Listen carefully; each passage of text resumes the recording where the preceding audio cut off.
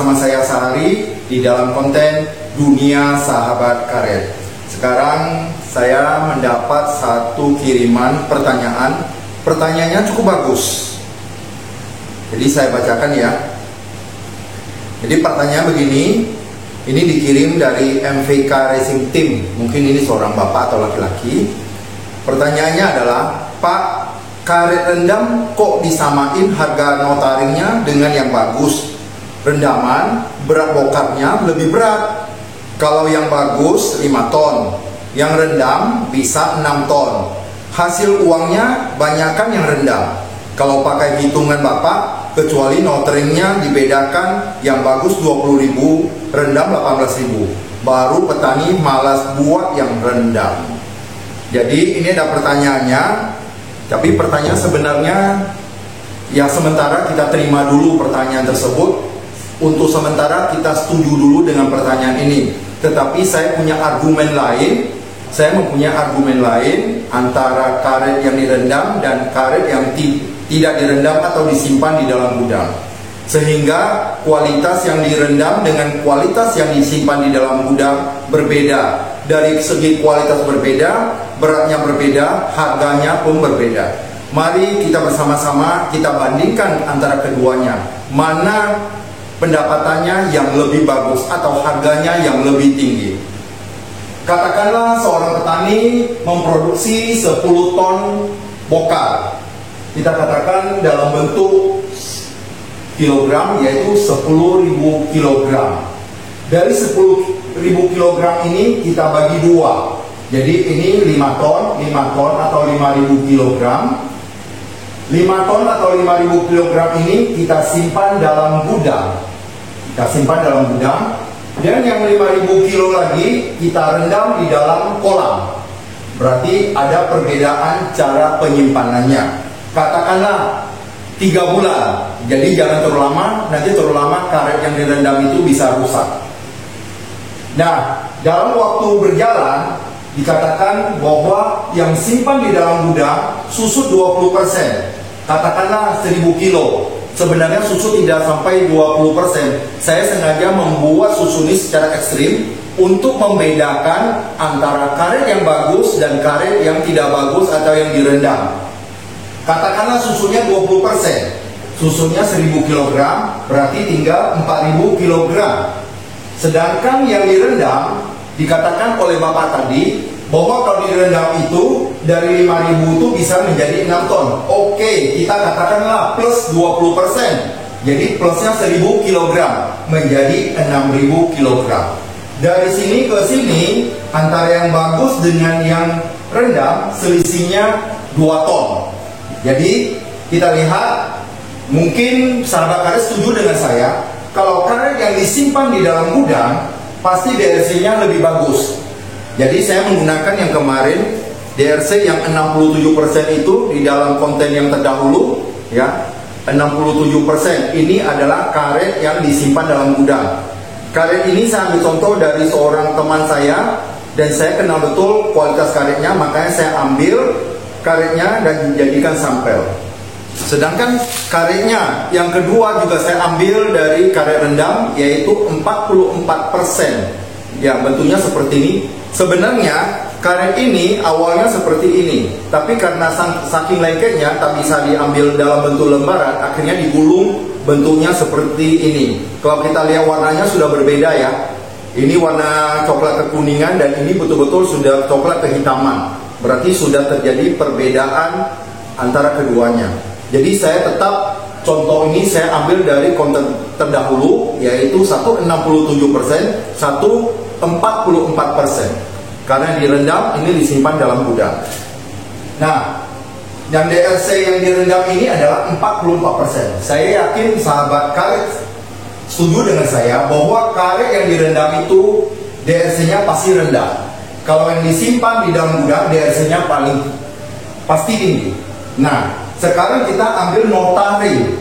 Katakanlah notaringnya 20.000. Notaring asalnya dari mana? Biasanya harga untuk kita, biasanya kita menggunakan Saicom dari Singapura atau Tokom dari Tokyo, Jepang. Ya terserah mau ambil yang mana, tapi yang biasanya digunakan oleh kita untuk di Indonesia itu kita berpatokan kepada Saikom dan kadang juga yang menggunakan Topcom. Katakanlah ini 20.000 untuk harga karet dunia atau yang kita sebut notarik harga dasarnya. Harga dasar ini dikali dengan 44%, berarti 1 kilonya dapat 8.800. Jadi 8.800 per kilo. Sedangkan yang DRC yang 67 ini, katakanlah 20.000 ini kita kali dengan 67%, berarti harga kilonya 13.400 per kilo. Dari sini kita sudah bisa lihat antara yang direndam dan yang kering itu sudah selisih 4.600 rupiah per kilogram. Itu 1 kilo baru selisihnya 4.600 rupiah per kilogram. Nah selanjutnya kita ambil yang 8.800 ini dikali dengan 6.000, karena ini 6 ton kan. 8.800 rupiah yang tadi kita dapatkan di sini kita kali dengan 6 ton, katanya plus 1 ton. Oke, kita plus 1 ton berarti 6.000 kilogram sama dengan 52.800.000 rupiah. Ini untuk ini.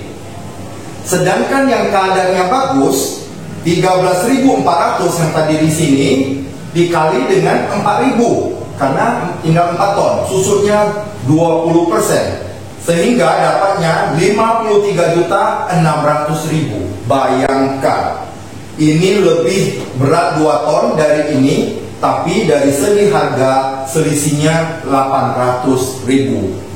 Kalau kita katakan harganya 52.800.000, sama-sama setara, itu pun yang ini, yang rendam ini juga sebenarnya mengalami kerugian. Tapi oke lah, kita katakan ini 6.000 kg dan ini 4.000 kg, beratnya selisihnya 2 ton, tapi perbedaannya keuangan atau harga penjualannya tetap lebih tinggi yang kualitasnya tinggi, selisihnya 800.000 rupiah. Nah bagaimana sahabat karet semuanya, apakah masih mau meredam karetnya? Kalau direndam karetnya resikonya akan seperti ini ya, harganya rendah, sulit-sulit para petani menderes, setiap hari bangun pagi untuk menderes tapi menghasilkan karet yang kualitasnya rendah, sangat disayangkan sekali. Kalau misalnya petani ini menggunakan yang ini dengan kualitas yang bagus, menderes dan menghasilkan karet yang bagus, mereka cukup beruntung. Karena apa? Karena harga karetnya ini akan dibeli dengan harga yang tinggi, dan kualitas ini akan dibeli dengan harga yang sangat tinggi. Nah, dari sini perbedaannya 800.000 ini, kita kembali kepada di sini. Tentu waktu mereka datang membawa ke pabrik pasti memerlukan biaya. Nah, biayanya yang 44% ini juga ada biaya. Katakanlah 44% dengan 67% biaya operasionalnya sama, kecuali sewa truk. Mungkin itu yang berbeda karena tergantung kepada banyaknya barangnya. Nah, untuk yang 44%, katakanlah BBM-nya itu 1 juta untuk PP. Ya, dan makan mungkin 200.000. Sewa mobil katakanlah 1 kilo itu 200 rupiah. Ini contoh aja ya, 1 kilo 200 rupiah. Berarti ini 6.000 kilo dikali dengan 200 rupiah, dapatnya 1.200.000 rupiah. Jadi total biayanya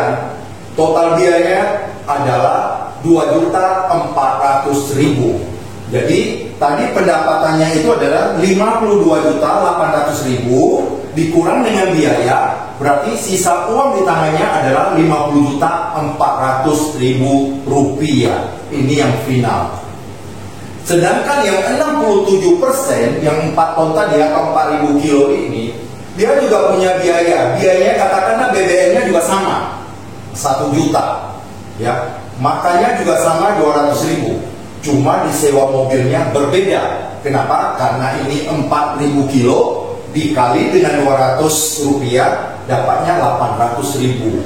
Selisihnya 400.000. Ini totalnya 2 juta untuk yang kualitas bagus. Sedangkan yang 44% ini tambah 400.000. 400.000 ini sebenarnya petani ini membayar air ke truk tersebut. Barangnya tidak ada, yang dibayar itu adalah airnya yang tidak berguna, yang tidak menghasilkan uang, tapi tetap mengeluarkan uang 400.000 untuk membayar air tersebut yang berada di dalam karet itu. Nah, sekarang kita lihat lagi di sini.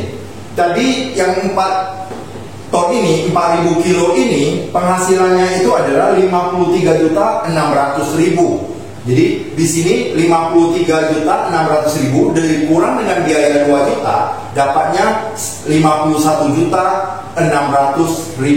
Berarti selisihnya ya 1.200.000. Berarti karet yang tidak direndam, yang disimpan di dalam gudang jauh lebih unggul. Ini baru saya mengambil contoh 1 kilo 200 untuk biaya angkutan. Semakin tinggi, maka pengurangannya juga semakin besar juga.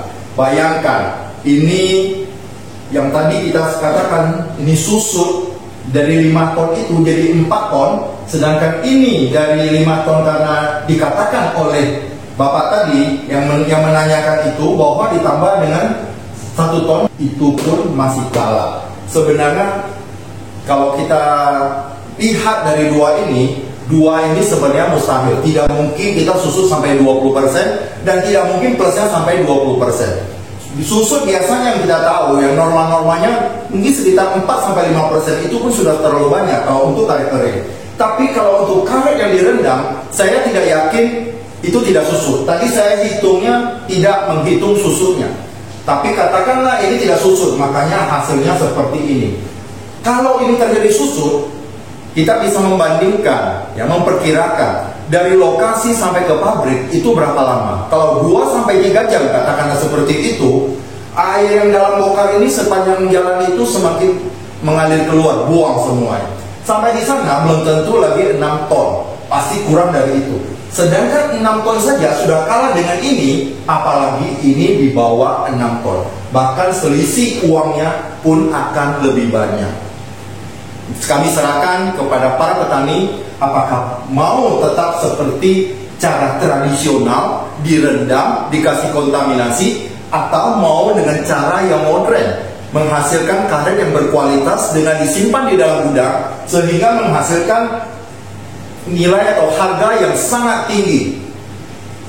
Kalau misalnya para petani tetap seperti tradisional, yakinlah ke depan petani bukan berarti bertambah makmur, tapi akan bertambah mundur. Kita tidak mengharapkan itu. Saya juga tidak berharapkan para petani ini semakin lama semakin turun. Yang saya pikirkan adalah bagaimana petani ini semakin lama semakin makmur. Agar mereka makmur itu, sebaiknya mereka memproduksi karet yang berkualitas. Karet yang berkualitas. Jangan memikirkan berat, tapi pikirkanlah kualitasnya. Karena kualitasnya itu menentukan berapa uang yang dibayar. Sedangkan berat, dia bisa mengalami susut. Ketika kita susut, termasuk kadarnya jatuh, pasti harganya akan jatuh. Dari karet yang direndam akan mengalami 2 kerugian. Yang pertama susut, karena dibawa dari lokasi sampai ke pabrik, itu airnya akan terbuang dan akan mengalami susut. Yang kedua, dia akan kalah di kadar. Kadarnya akan seperti ini. Ini lumer, karena karetnya itu sudah rusak, ya. Karetnya sudah rusak, makanya di dalamnya kandungan airnya terlalu banyak. Ketika kita masukkan ke oven, oven akan mempres dengan suhu yang tinggi agar airnya itu keluar. Karena yang kita beli itu karet, bukan air atau kontaminasi seperti ini. Karena ini kering, dia dengan suhu mungkin sekitar 120 derajat, dalam waktu 45 menit mungkin sudah kering, sudah seperti ini. Tapi karena ini kandungan airnya terlalu banyak, kita bisa gunakan waktu mungkin 60 menit lebih lama. Tapi karena ini di dalamnya masih kandungan air untuk dipres keluar, akhirnya apa yang terjadi? Lumer. Ketika lumer, maka sudah dikatakan, sudah dipastikan kadarnya pasti jatuh. Itu dia, sahabat karet semuanya. Berarti saya telah menjawab pertanyaan dari Bapak dari Restim tersebut, bahwa karet yang direndam itu kualitasnya tidak bagus, dan yang kita terima uangnya pasti lebih kecil dari kualitas karet yang bagus. Sedangkan kalau kita rendam, dan itu tidak benar juga, bahwa dari 5 ton karet direndam akan menjadi 6 ton. Itu tidak ada dalam kamusnya seperti itu. Dan juga tidak ada karet yang bagus itu susunya sampai 20%. Itu hanya contoh saya untuk membandingkan antara karet yang bagus dan karet yang tidak bagus. Ternyata dapat kita lihat di dalam ini, dalam perhitungan saya, walaupun karet yang 67% itu kita kurangi 1 ton atau 20%, sedangkan yang 44% ini dari 5 ton kita tambahkan menjadi, berarti jadi 6 ton, tetap harganya kalah dengan kualitas tinggi.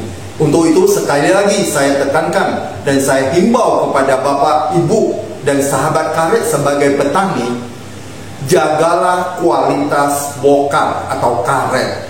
Jangan memikirkan beratnya. Mutu lebih penting, karena mutu itu adalah uang. Sedangkan berat, kita kalau kadarnya jatuh, maka kita akan mengalami kerugian yang sangat besar. Semoga Bapak, Ibu, dan sahabat karet semuanya dapat melaksanakan atau membuat karet yang mutu tinggi sehingga harganya pun tinggi. Terima kasih atas perhatian sahabat karet semuanya. Semoga semua berbahagia. Salam buat keluarga luar biasa.